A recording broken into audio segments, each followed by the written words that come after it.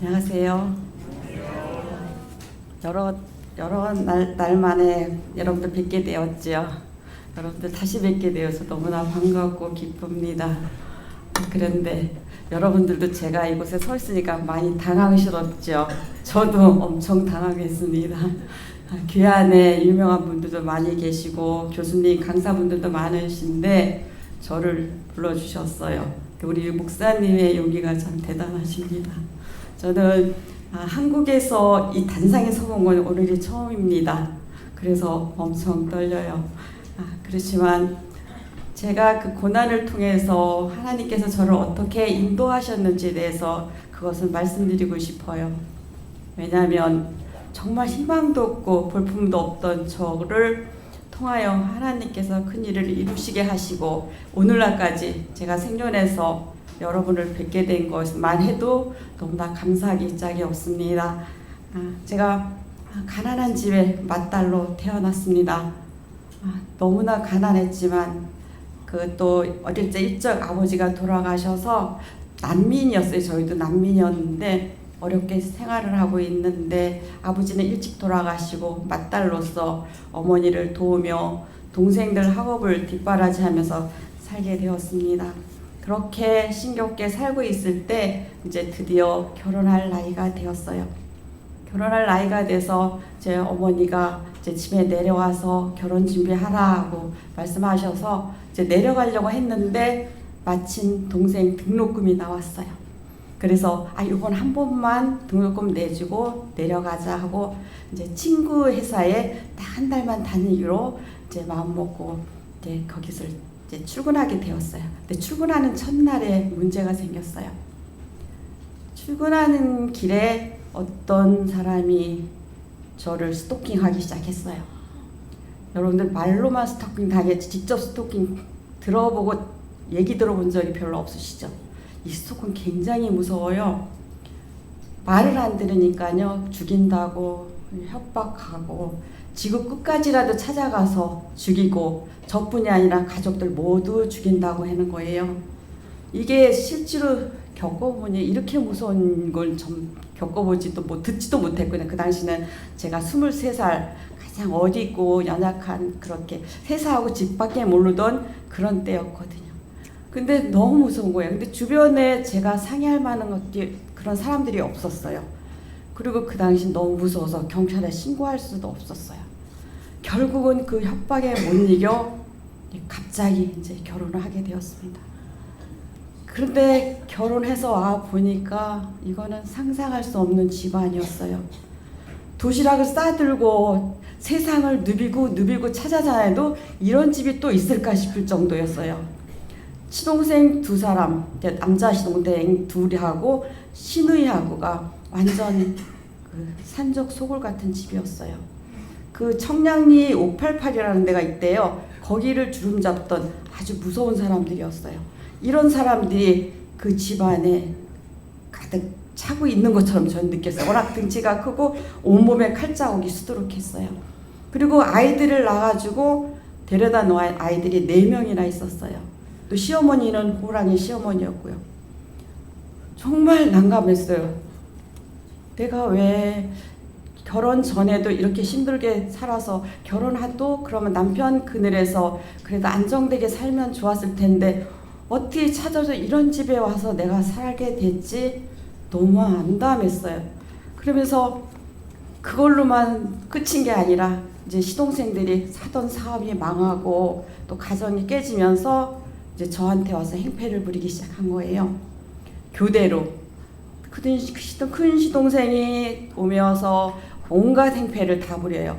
다 때려부시고 돈 달라고 협박하고 저를 이제 식구들이 다 시어머니는 그 난리가 나면 친정으로 도망가고요. 남편 회사 가고 아이들 학교 가면 바깥에서 칼을 가는 거예요.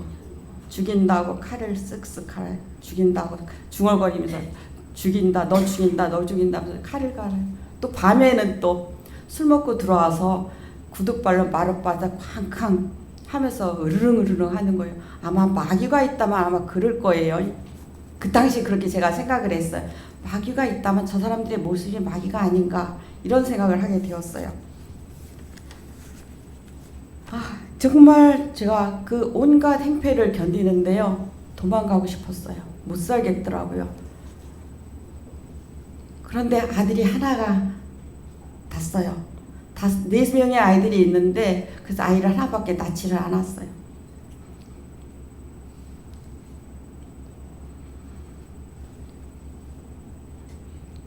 그리고 이제 시동생들이 그렇게 친구들 다 나갔을 때 저 혼자 있을 때 아이하고 저 있을 때 이게 막 그렇게 칼을 갈든지 행패를 부리면 몰래 뒷문으로 빠져나가서 식구들이 다 돌아올 때까지 기다리다 식구들이 다 들어온 거 확인하고 집에 들어왔습니다. 그런데 집에 들어오면은 완전 집안이 난장판이었어요. 문짝은 매일같이 발로 걷어차서 마당에 널브러져 있고 온갖 살림은 다 마당에 널브러져 있는 거예요.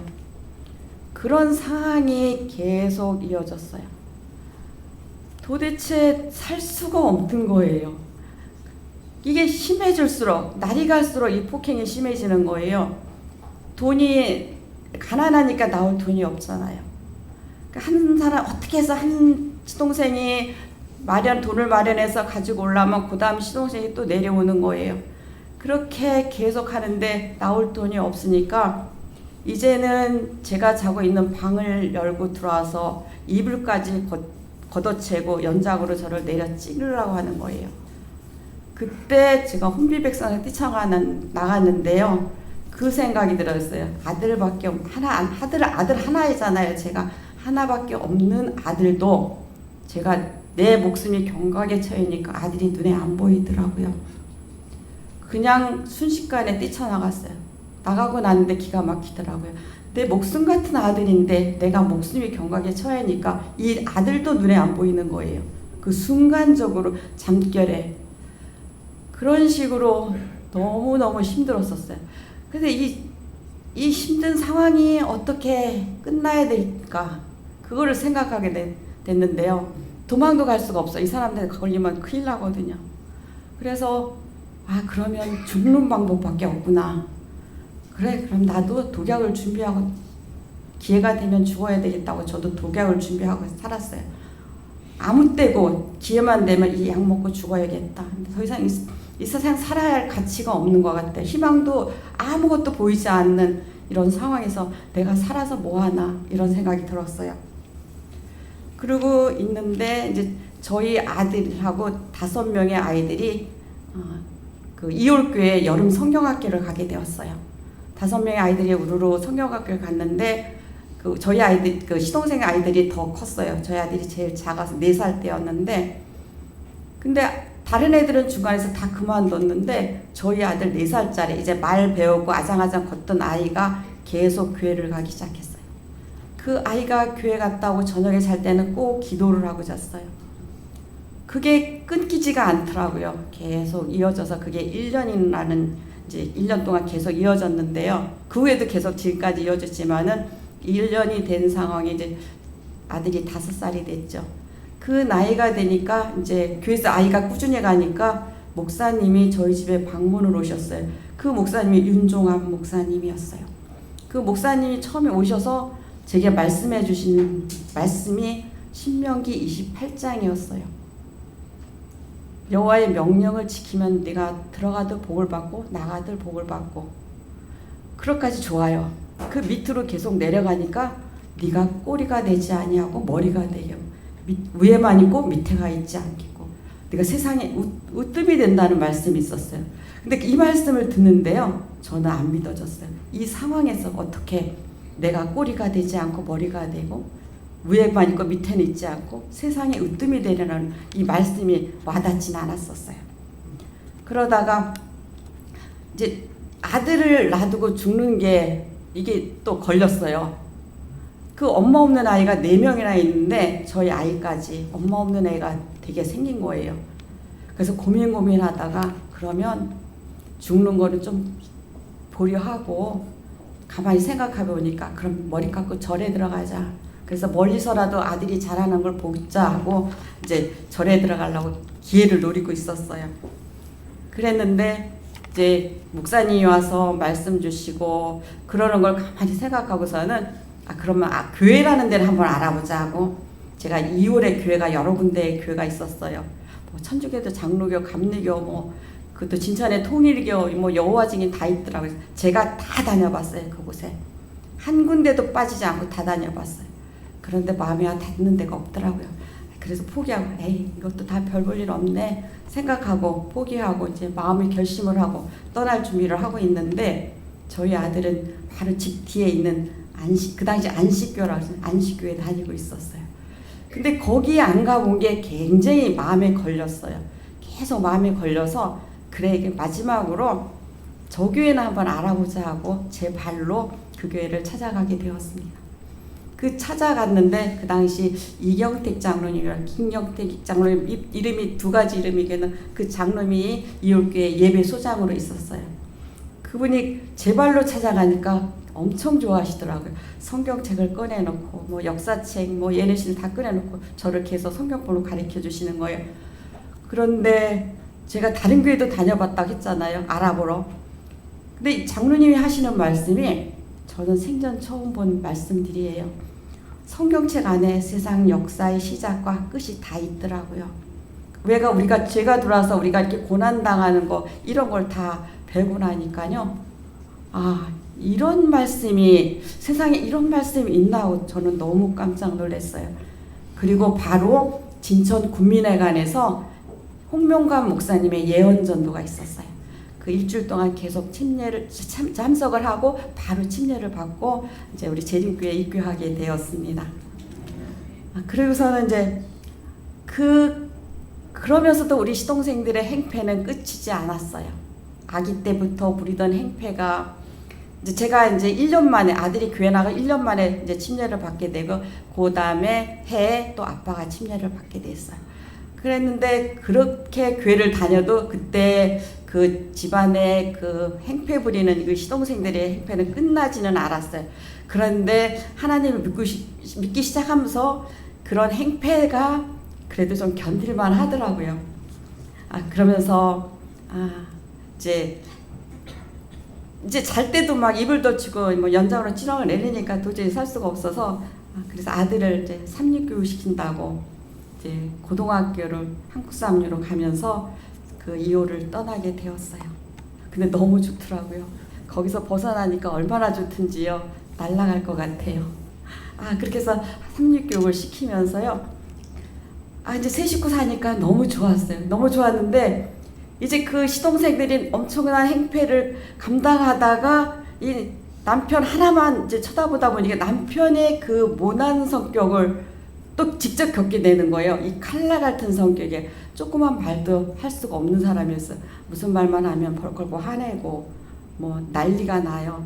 그래서 이제 싸워도 봤죠. 싸워봐도 이 남자는 싸워서 이길 상대가 아니더라고요. 그래서 생각을 해봤어요. 이 방법 저 방법 쓰다가 생각을 해봤어요.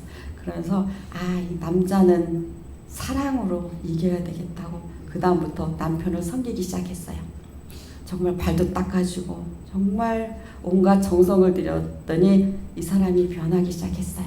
그래서 이 사람이 변하면서 돈도 벌어다 주고 전에는 이제 제가 돈을 남편이 생활비를 안 줬기 때문에 제가 계속 생활비를 벌었었거든요. 그렇게 오랫동안 생활비를 제가 계속 이제 태교원으로 갔을 때 제가 옷수선을 연습해서 그거를 하기 시작해서 제가 생활비를 벌었었어요. 그러다가 이제 남편이 3년 동안 열심히 자기 몸이 갈가지는지도 모르고 일을 하더라고요. 그리고 세상에 없는 아내로 정말 자기밖에는 아내가 없는 것처럼 그렇게 대해주더라고요. 그런데 그게 길이가면 얼마나 좋았겠어요. 딱 3년이더라고요. 3년 하는데 자기 목숨이 갉아먹는지도 모르고 일을 하더라고요. 그렇게 해서 이제 돈을 벌어주고 이제 잠들었어요. 그 돈을 제가 쓸 수가 없더라고요. 그래서 그 돈으로 아들 집을 사주고 있는데 제가 그만 남편이 죽고 나니까 우울증에 빠지게 됐어요. 하루 종일 멍하니 누워만 있었어요. 침대군 쭉 누워만 있었고요. 잠도 자지 않았어요. 밤이고 낮이고 잠도 안 잤어요. 그냥 누워만 있고 멍하게 그냥 살아있는 시체가 돼버린 거예요. 말도 잊어버려서 말도 나오지가 않았어요. 그런데 어느 날 하나님께서 저를 깨우시는 거예요. 너 아들이 있잖아. 너 하나밖에 없는 네 목숨 같은 아들이 있잖아. 나 아직 결혼도 안 했어. 일어나 일어나 하시는 거예요. 그러면서 예수님이 그 동생자 아들까지 죽이면서 우리를 사랑한 그 사랑을 생각하게 되었어요. 그래서 일어났어요. 일어나고 그때 마침 대만 선교 여성을 구하더라고요. 그래서 요리 강습을 한 번도 해보지 않은 요리 강습, 외국에 한 번도 가지 않았던 그 대만을 갔어요. 가서 그곳에서 정말 놀라운 일을 경험하게 되었어요. 제가 가장 연약했어요 그때. 그런데 그 귀신이 들린 아이가 교회에서 난동을 부릴 때 그 기도로 그 아이가 귀신이 나가서 그 안식 예배, 안식학교 설교 예배, 친년식강이 다 끝날 때까지 이 아이가 잠잠히 있다 와서 끌어안는 그 모습을 보면서 나같이 연약한 나에게도 하나님께서 이렇게 인도하시고 이렇게 하시는구나 생각하면서 한국에 돌아와서 급히 아들을 결혼을 시키고 천명선교사에 지원하게 되었어요. 그때 나이가 53살이었어요. 15년 전 53살 때 그때 그 당시 나이 제한이 잠깐 없었어요. 근데 이은서 목사님 부원장으로 계시고 이제 목사님도 그때 아이아스에서 공부하실 때 그때 배웠어요. 그렇게 해서 그 멍청하게 이제 캠퍼스에 가서요 훈련 받는 시간에도 제가 얼마나 그때도 우울증이 있었느냐면 멍하니 앉아서 잔디를 이렇게 그냥 뽑고 있었어요. 아무 생각 없이. 그렇게 멍청하게 있었던 제가 영어도 한마디 못하는 제가 선교지에서 이게 선교가 되더라고요. 이 집에서 바나나 주면 저 집에 바나나 갖다 주고 이 집에 카사바 주면 저 집에 카사바 갖다 주면서 또 아픈 사람들이 오면 기도하면 이 사람이 병이 낫더라고요. 귀신이 또 쫓아나가더라고요.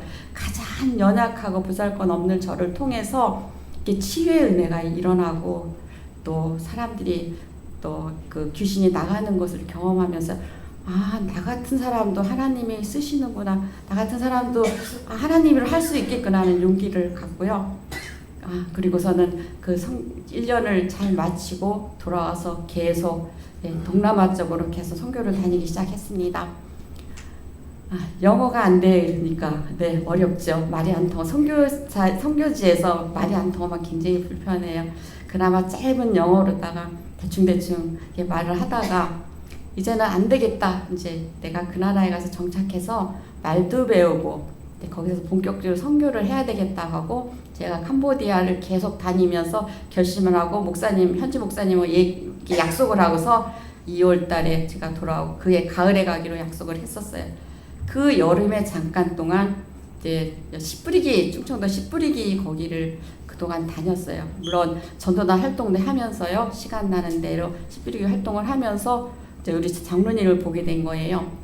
같이 일하면서 보니까 그냥 놔두면 죽겠더라고요. 몸이 심히 약하고 병약했어요. 그래서 장로님을 돌보고 하는데 주변에 반대가 엄청 심했죠. 중학교에 집사님들 울고불고 난리를 치고 반대가 굉장히 심했어요. 그래서 제가 한 사람도 못 살리는데 어디 가서 사람을 살릴 수 있을까 하고 이제 결심을 하고 이제 장로님을 받아들이게 되었는데요.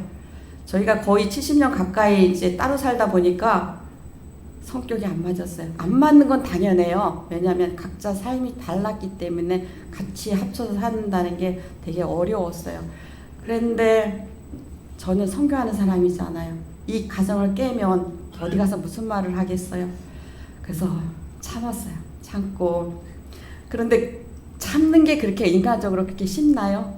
정말 하나님 은혜하면 너무 어려워요. 근데 저희가 농사를 짓는데요. 농사 지면서 그 한 깨달음을 하나님이 주셨어요. 왜냐하면 한 1000평 정도 농사를 짓는데요. 이 풀을 뽑을 수가 없는 거예요. 여름에 너무 덥잖아요. 모기 물고. 근데 잡초 매트를 싹 덮어요. 잡초 매트를 덮으면서 그래 나도 이 크고 작은 각종 그 잡동사니들을 그 섭섭한 거 모든 거를 이 잡초 매트로 덮고 그 곡식을 심을 때 요만큼만 남기거든요. 여기에다가 곡식을 심자. 그런데 사랑을 심자. 근데 그 곡식이 자라면은요, 이 곡식이 충실할 때는 이 잡초가 힘을 못 써요. 근데 곡식이 그 시원찮을 때는 이 잡초가 다 무성하더라고요. 그래 사랑을 하되 정말 뜨겁게 사랑하자. 그러면서 남편을 정말 받들어 모셨죠. 그러다 보니까 남편이 건강해져 지금 엄청 건강해졌죠. 지금 아픈 데가 하나도 없어요. 그러면서 저희는 이제 선교를 다니기 시작했어요. 남편은 지금은 이제 사랑의 칼을 갈고 있습니다. 네. 그렇게 해서 이게 지금 전국을 다니면서 전도회를 돕고 있어요. 칼갈이 봉사, 또 우리 지금 닥터 다니엘 김은 의료 봉사를 하면서 이제 지난주는 또 지난주 통영 천문교에서 일주일 있었고요. 요번 주는 당진 순성교에서 봉사를 마치고 왔습니다. 그렇게 우리가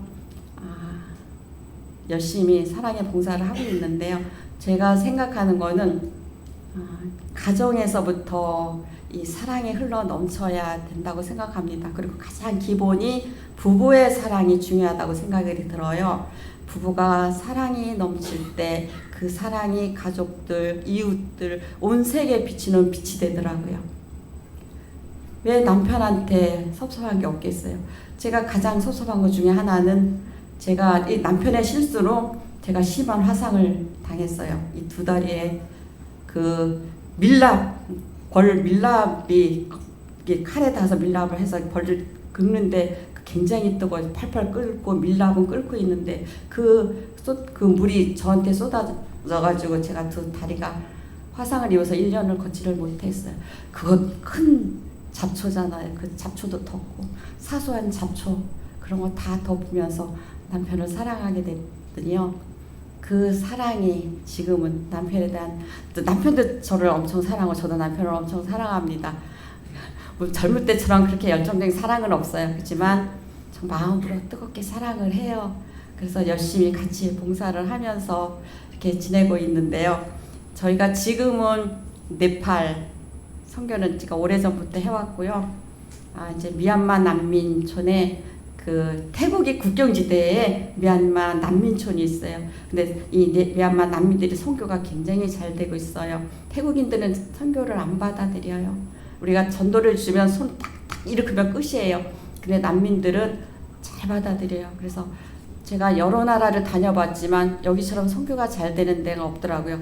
네팔하고 미얀마는 정말 선교가 잘 됐어요. 그래서 3년 전부터 이 난민 고아원을 운영하기 시작했어요. 돈이 없었어요. 이제 그동안 오랫동안 이제 15년 정도 제가 지금까지 했는데 그 3년 전부터 했는데 돈이 다 떨어졌어요. 제가 선교장으로 만들었던 돈이 다 떨어져서 이제 3년 동안 그 교회 그 고아원을 돌봤는데 이제 건물도 짓고 또 건물도 그렇게 좋은 건물은 아니에요. 허술하지만 건물도 짓고 땅을 사야 되는데 땅 살 돈이 없는 거예요. 그랬는데 하나님께서 다시 네가 해라. 그리고 땅도 살 수 있게끔 또 여러분들이 도와주셔서 967평의 땅을 구입하고요. 매달 생활비를 보내주고 또 이제 식당이 무너지면 또 여러분들이 도와주셔서 식당도 재건축하게 되었고요. 다 썩은 봉구차가 타이가 찢어지고 주변 아이들이 다치고 그러면 그 치료비니 그 보상하는 거 그리고 그 타이어 교체하는 그 비용까지 다들 도와주셔서 지금 교화원 운영이 잘 되고 있습니다. 그래서 그 선교사들 또 태국에 있는 선교사들 또 네팔에 있는 선교사들이 또다시 문자가 와요. 엄마 네팔 집에 빨리 오세요. 저를 이제 엄마라고 불러요. 우리 목사님도 저보고 어머니 그러거든요. 그 사일러스 목사님이라는 이제 목사님이 있는데 어머니 빨리 오세요. 엄마 빨리 오세요. 네팔 집에 빨리 오세요. 그래요. 그리고 고아원 원장 저희 아들이죠. 아들은 엄마 언제 오실 거예요? 엄마 빨리 오시고 보고 싶어요. 그렇게 문자가 와요. 그래서 저에게 지금 하나님께서 그 신명기 28장에 있는 약속들을 다 넘치게 주셨어요. 아들은 그때부터 정말 가난한 집에서 학습지 하나 제대로 사주지도 못하고 학원 한번 제대로 보내줬지만 학교에서 항상 우등생이었고요. 또 의대 공부를 해서 지금은 의사가 돼 있고요.